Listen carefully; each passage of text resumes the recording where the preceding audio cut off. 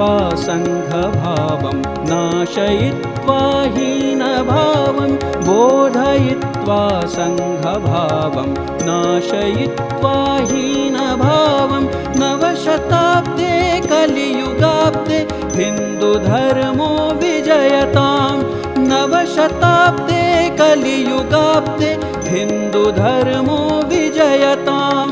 बोधयित्वा सङ्घभावं नाशयित्वा हीनभावम्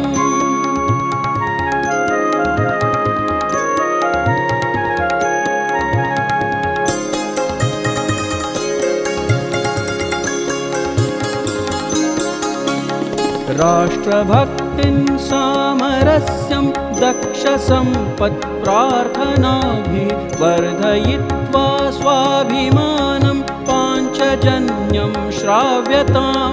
दीर्घतपसा पूर्णमनसा चारुवचसा वीरवृत्या स्वार्थरहितं ज्ञानसहितं क्षात्रतेजो दर्शतां नवशताब्दे कलियुगाब्दे हिन्दुधर्मो विजयतां बोधयित्वा सङ्घभावं नाशयित्वा हीनभावम्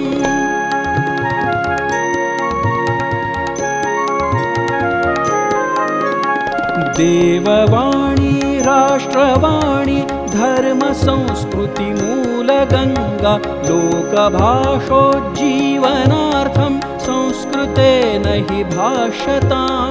हिन्दुदर्शनजीवभूता संस्कृतिः खलु विश्वमान्या भव्यभारतवैभवार्थं सा च नित्यं सेव्यतां नवशताब्दे कलियुगाब्दे हिन्दुधर्मो विजयतां बोधयित्वा सङ्घभावं नाशयित्वा हीनभावम्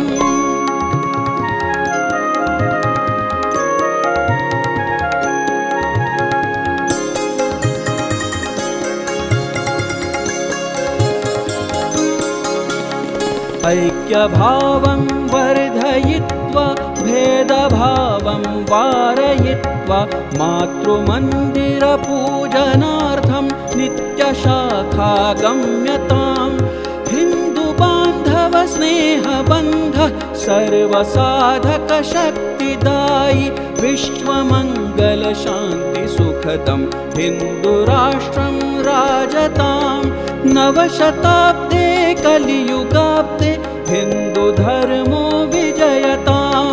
बोधयित्वा सङ्घभावं नाशयित्वा हीनभावं बोधयित्वा सङ्घभावं नाशयित्वा हीनभावम्